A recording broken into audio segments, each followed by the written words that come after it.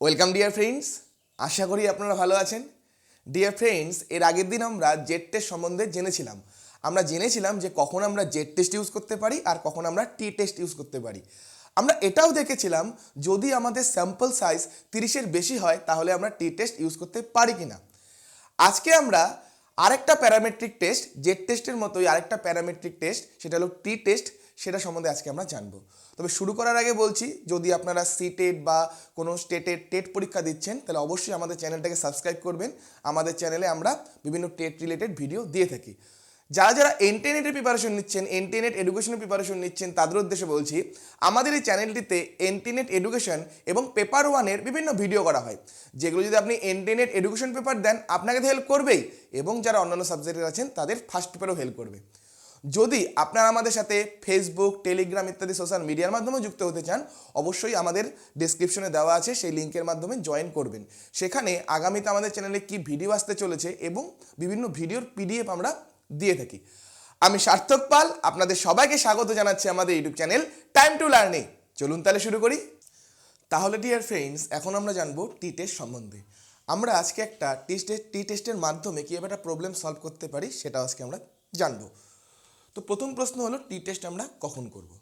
তো টি টেস্ট আমরা জেড টেস্টের মতনই যখন দুটো মিনের মধ্যে আমরা কম্পেয়ার করতে চাই যে দুটো মিনের মধ্যে কোনো সিগনিফিকেন্ট ডিফারেন্স আছে কি না, তখনই আমরা টি টেস্ট করব। ধরুন এটা একটা স্যাম্পলের মিন, এটা একটা স্যাম্পলের মিন, ওকে।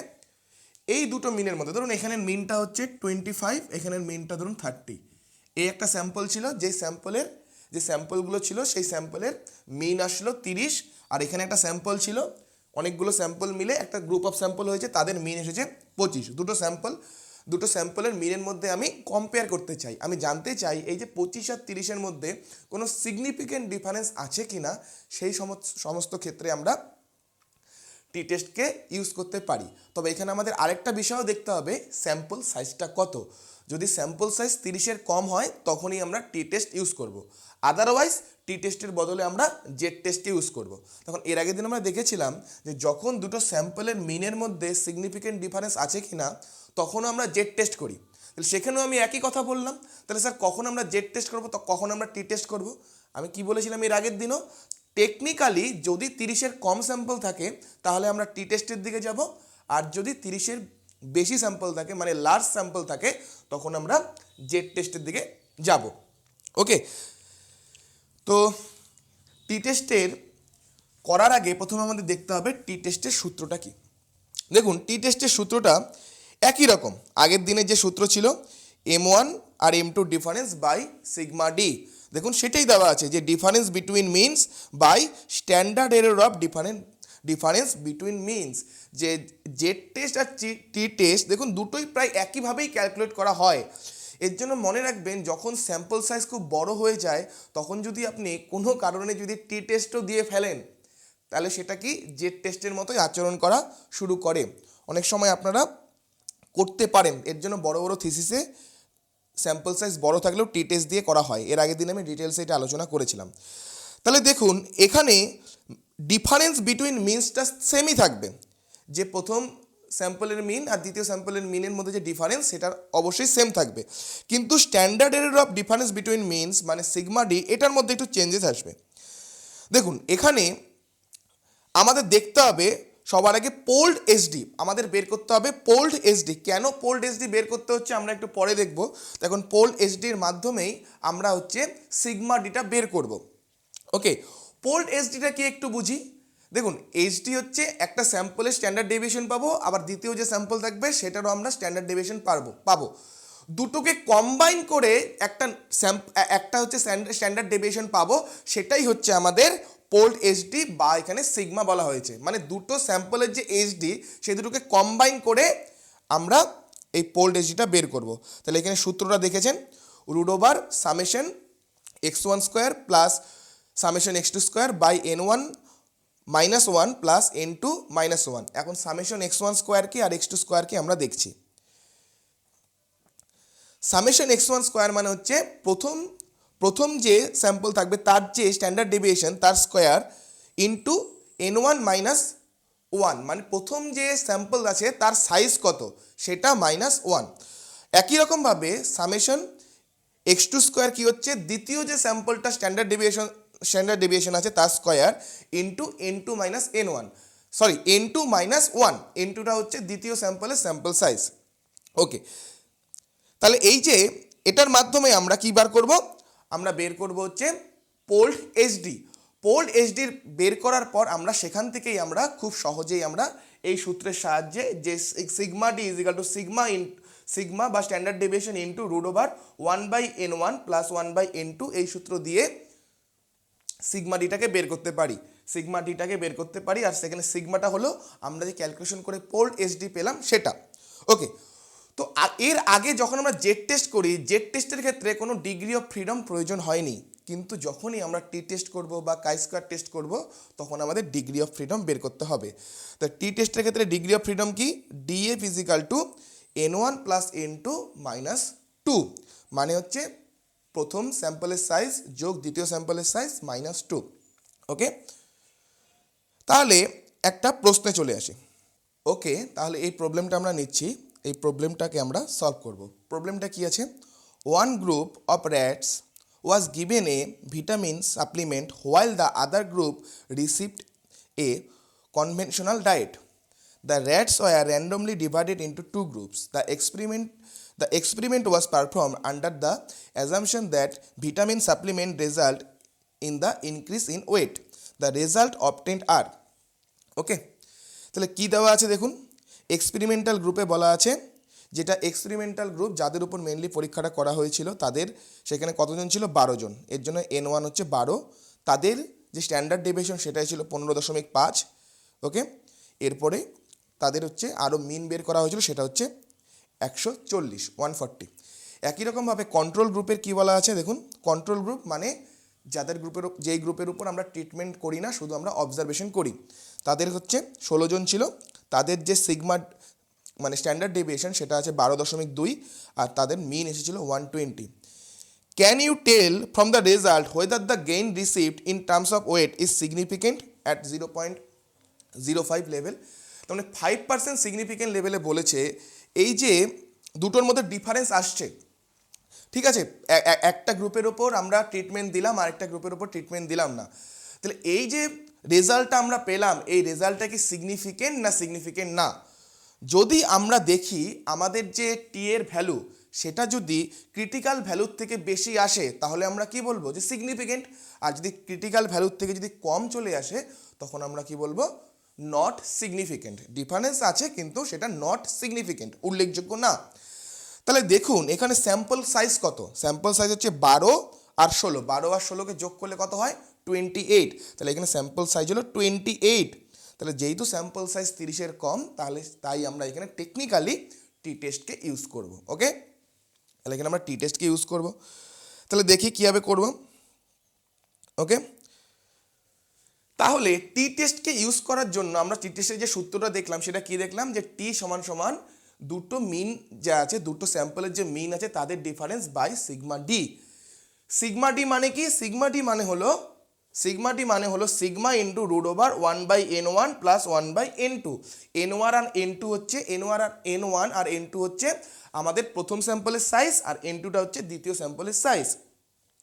সিগমাটা কি দেখলাম, সিগমাটা হচ্ছে পোল্ড এইচডি, মানে দুটো যে এই যে একটা স্যাম্পল এই যে একটা স্যাম্পল, এদের যে দুটো এইচডি আছে, এদের যে দুটো এইচডি আছে মানে 15.5 আর 12.2, এই দুটোকে কম্বাইন করে আমরা যে স্ট্যান্ডার্ড ডেভিয়েশনটা পাবো সেটাই হলো পোল্ড এইচডি বা সিগমা বা এইচডি। ওকে, তাহলে এই সিগমা বা এইচডি আমরা কীভাবে বের করবো, পোল্ড এইচডিটা রুট ওভার পুরোটাই থার্ড ব্র্যাকেটের মধ্যে summation x1 square plus summation x2 square by প্রথম স্যাম্পল সাইজ -1 প্লাস দ্বিতীয় স্যাম্পল সাইজ -1। ওকে, যেখানে সামেশন x1 স্কোয়ার মানে কি প্রথম স্যাম্পলের যে স্ট্যান্ডার্ড ডেভিয়েশন তার স্কোয়ার ইন্টু n1 -1, একই রকমভাবে দ্বিতীয়টাও আমরা করব। তাহলে দেখুন সবার ফার্স্ট আমাদের কি বের করতে হচ্ছে, এখানে আমার m1 - m2টা আমি তো সহজেই বের করতে পারবো। m1 হচ্ছে 140 আর m2টা হচ্ছে 120, তাহলে m1 - m2 কত হবে, তাহলে t সমান সমান আমরা কত পাচ্ছি m1 - m2, m1 কত, m1 হচ্ছে 140 আর m2টা হচ্ছে 120, তাহলে দুটোকে বিয়োগ করলেই m1 - m2 আমরা পেয়ে যাব। তাহলে এখানে হচ্ছে m1 মাইনাস m2 আমরা পেয়ে গেলাম 20। তাহলে এখন আমরা সিগমা ডি ক্যালকুলেট করব, তাই না? সিগমা ডি ক্যালকুলেট করব। তাহলে সিগমা ডি ক্যালকুলেট করার জন্য আমরা এখানে যাব, এখানে গিয়ে দেখলাম n1 জানি n2 জানি, কিন্তু এই সিগমা বা এইচডি বা পোল্ড এইচডি এটা তো আমি জানি না। তাহলে আমরা কোথায় যাব? আবার পোল্ড এইচডি বের করতে যাব। তাহলে পোল্ড এইচডি বের করতে গিয়ে দেখলাম যে সামেশন x1 স্কোয়ার আর সামেশন x2 স্কোয়ার এটা তো আমরা বের করতে জানি না। তাহলে আমাদের আবার সামেশন x1 স্কোয়ার আর x2 স্কোয়ারটাকে সবার আগে বের করতে হবে। ওকে, তাহলে কীভাবে বের করব? আমরা দেখছি যে এখানে সামেশন x1 স্কোয়ার মানে কি? সামেশন x1 স্কোয়ার মানে হচ্ছে সিগমা 1 বা স্ট্যান্ডার্ড ডেভিয়েশন 1 মানে প্রথম স্যাম্পলের স্ট্যান্ডার্ড ডেভিয়েশনের স্কোয়ার ইন্টু n1 মাইনাস 1। তাহলে প্রথম স্যাম্পলের স্ট্যান্ডার্ড ডেভিয়েশন কত? 15.5। তাহলে 15.5 এর square into n1 minus 1। n1 হচ্ছে প্রথম স্যাম্পলের স্যাম্পল সাইজ, তাহলে প্রথম স্যাম্পলের স্যাম্পল সাইজ কত? 12। তাহলে 12 মাইনাস 1। ওকে, এটাকে এখন আমরা ক্যালকুলেশন করব। তাহলে 15.5 এর স্কোয়ার ইন্টু 12 মাইনাস 1 মানে 11। তাহলে 15.5 এর স্কোয়ার ইন্টু 11 করব, তাহলে আসবে আমাদের 2642 মানে 2642.75। 2642.75। একই রকমভাবে আমরা ক্যালকুলেশন করব x2 স্কোয়ার। x2 স্কোয়ার কী হবে? x2 স্কোয়ার হচ্ছে স্ট্যান্ডার্ড ডেভিয়েশন, দ্বিতীয় স্ট্যান্ডার্ড ডেভিয়েশনের স্কোয়ার ইন্টু n2 মাইনাস 1। তাহলে দ্বিতীয় স্ট্যান্ডার্ড ডেভিয়েশন মানে হচ্ছে 12.2। তাহলে 12.2 এর square into n2 minus 1। n2 হচ্ছে এখানে 16 মাইনাস 1। ওকে, এখন এটা ক্যালকুলেশন করে দেখব কত হয়। 2232.6। ওকে, তাহলে দেখুন সামেশন x1 স্কোয়ার আমরা পেয়ে গেলাম, যোগ সামেশন x2 স্কোয়ারও আমরা পেয়ে গেলাম। ওকে, আর n1 মাইনাস 1 তো ক্যালকুলেশন করতেই পারবো, অলরেডি আমরা n1 আর n2 ভ্যালু জানি। তাহলে এখান থেকে আমরা পোল্ড এইচডি বা শুধু সিগমা বা এইচডি ভ্যালু আমরা কত পাচ্ছি? রুট ওভার দেখুন কি আছে, সামেশন x1 স্কোয়ার যোগ সামেশন x2 স্কোয়ার। মানে এই যে আমরা ভ্যালু দুটো পেলাম, এই ভ্যালু দুটোকে আমাদের যোগ করে বসাতে হবে। তার কারণ তাই বলেছে না, সামেশন x1 স্কোয়ার যোগ সামেশন x2 স্কোয়ার। তাহলে সামেশন x1 স্কোয়ার হচ্ছে এটা আর সামেশন x2 স্কোয়ার হচ্ছে এটা। তাহলে এই দুটার যোগফল আমাদের করতে হবে। তাহলে যোগফলটা করে ফেলি। তাহলে আমরা কত পাচ্ছি? দুটোর যোগফল 4875.35। ওকে, তাহলে দুটোর লব যেটা আছে সেখানে আমরা ক্যালকুলেশন করে কত পেলাম? 4875.35 বাই হচ্ছে n1 মাইনাস 1। n1 মাইনাস 1 কত? তাহলে এটা ক্যালকুলেশন। n1 হচ্ছে 12 মাইনাস 1। 12 মাইনাস 1 মানে কত? 11, তাই না? তখন n1 কত ছিল? প্রথম স্যাম্পল সাইজ 12 ছিল। তাহলে 12 মাইনাস 1 মানে হচ্ছে 11 যোগ দ্বিতীয় স্যাম্পল সাইজ মাইনাস 1। দ্বিতীয় স্যাম্পল সাইজ কত ছিল? 16। তাহলে 16 মাইনাস 1 মানে হচ্ছে 15। তাহলে আমরা কত পেলাম এখানে দেখি ক্যালকুলেশন করে পেলাম আমরা, দেখি ক্যালকুলেশন করে এটা তার মানে যোগ করলে কত আসবে? 26। তার মানে 187.51। ওকে, রুট ওভার 187.51। এখন এটাকে আমরা রুট করব, আসছে আমাদের 13.69। ওকে, তাহলে এখান থেকে আমরা একটা জিনিস পেলাম, সেটা কি? পোল্ড এইচডি বা শুধু এইচডি আমরা কত পেলাম? 13.69। তাহলে এই যে 13.69 পোল্ড এইচডি পেলাম, এটার সাহায্যে এখন আমরা সিগমা ডি বের করব। 13.69 পেয়েছি, 13.69। তাহলে আমাদের সিগমা ডি কী হবে? সিগমা ডি, ঠিক আছে, সিগমা ডিটা কী হবে? এই ফর্মুলায় আমরা বসাবো। তাহলে এটার ভ্যালু আমরা কত পেলাম? মাত্র 13.69 ইন্টু রুট ওভার এই সিগমা ডি বা পোল্ড এইচডি, সিগমা ডির ভ্যালু হচ্ছে sigma into root over 1/n1 plus 1/n2। তাহলে এটা হচ্ছে সিগমাটা কি? পোল্ড এইচডি বা এইচডি। তাহলে সেটার ভ্যালু আমরা পেলাম 13.69 ইন্টু 1/n1। n1 এর ভ্যালু কত? 12 যোগ 1/n2। n2 এর ভ্যালু কত? 16। ওকে, তাহলে দেখি এখন ক্যালকুলেশন করে কত হয়। 13.69 ইন্টু রুট ওভার, ওকে, 1/12 যোগ 1/16, 0.1459 8 আছে, ঠিক আছে।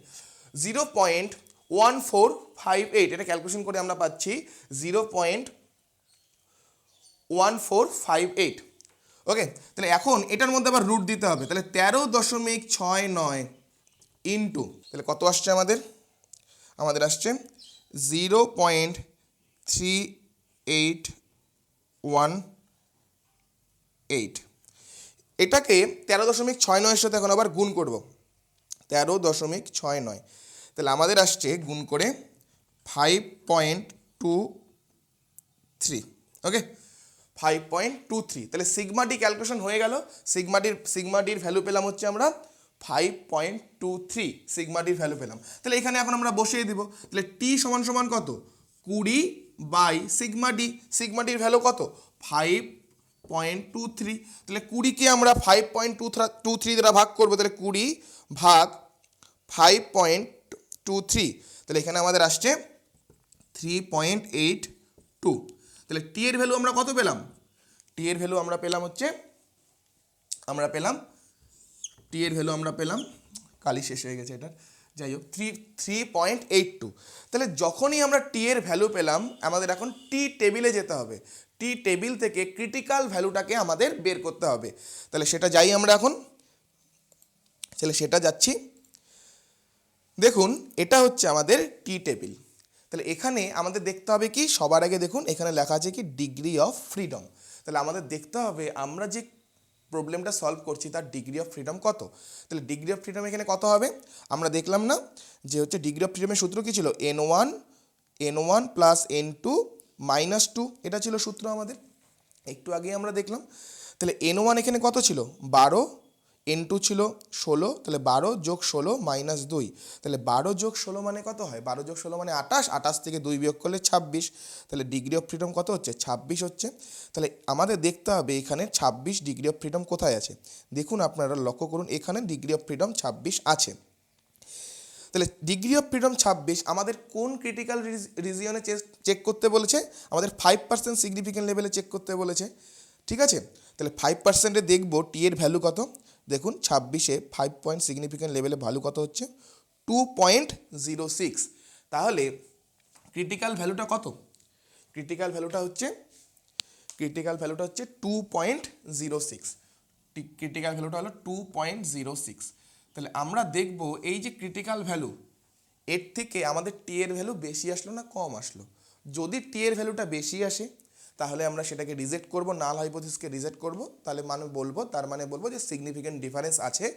আর ইনকেস যদি এই টি এর ভ্যালুটা ক্যালকুলেশন করার পর টি এর ভ্যালুটা যদি ক্রিটিক্যাল ভ্যালুর থেকে কম চলে আসে, তাহলে আমরা বলবো কি নাল হাইপোথিসিস একসেপ্টেড, মানে সিগনিফিকেন্ট ডিফারেন্স নেই।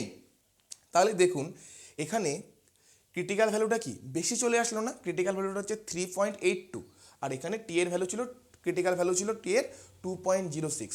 তাহলে কি হলো, আমার ভ্যালুটা বেশি চলে আসলো, যেহেতু বেশি চলে আসলো তাহলে কি করব, আমরা নাল হাইপোথিসিসটাকে রিজেক্ট করব এবং কি বলবো, আমরা যে আমরা যে টেস্টটা করেছিলাম, প্রথমে একটা টেস্ট পেয়েছিলাম, পরে আগে একটা মান ছিল এবং পরে একটা যে মান পেলাম, বা এক্সপেরিমেন্টাল গ্রুপে একটা মান পেয়েছিলাম আর কন্ট্রোল গ্রুপে যে একটা মান পেয়েছিলাম, তাদের মধ্যে সিগনিফিকেন্ট ডিফারেন্স আছে, যেহেতু হচ্ছে টি এর ভ্যালুটা বেশি চলে আসলো। তবে আমি আপনাদের বলছি এই জিনিসগুলো একটু মনে রাখবেন, যে আমরা যেমন জানি যে যদি 2 টেল টেস্ট হয় তাহলে হচ্ছে জেডের ক্রিটিক্যাল ভ্যালু কত হয় 5% সিগনিফিকেন্ট লেভেলে, বা হচ্ছে 1% সিগনিফিকেন্ট লেভেলে কত হয়, এগুলো যেমন আমরা মুখস্থ রেখেছিলাম যে 2 টেল টেস্ট হলে জেডের ক্রিটিক্যাল ভ্যালু 5% সিগনিফিকেন্ট লেভেলে 1.96, সেটা হচ্ছে 1%-এ 2.58, 1 টেল টেস্ট হলে সেটা একটু পরিবর্তন হয়ে যায়, যেমন আমরা সেটা দেখেছিলাম 1 টেল টেস্টের ক্ষেত্রে 1.65 বা 2.33 হচ্ছে। তেমনি আমরা টি টেস্টের ক্ষেত্রেও যদি বড় স্যাম্পল হয় আমরা মনে রাখবো কিন্তু এইভাবে যে 1.96-এরই কাছাকাছি হয় 5% সিগনিফিকেন্ট লেভেলে, আর 1%-এ 2.58-এর কাছাকাছি হয়, ঠিক আছে। তো এইভাবে আমরা টি টেস্টের মাধ্যমে কোনো প্রবলেমকে সলভ করতে পারি। আপনাদের ভিডিওটা কেমন লাগলো অবশ্যই কমেন্ট করে জানাবেন। ভিডিওটা যদি ভালো লেগে থাকে অবশ্যই ভিডিওটাকে লাইক করবেন, যার প্রয়োজন তার সাথে শেয়ার করবেন। এরকম আরও ভিডিও পেতে আমাদের চ্যানেলটাকে অবশ্যই সাবস্ক্রাইব করবেন। ভালো থাকবেন এবং সবাইকে ভালো রাখবেন। Thank you.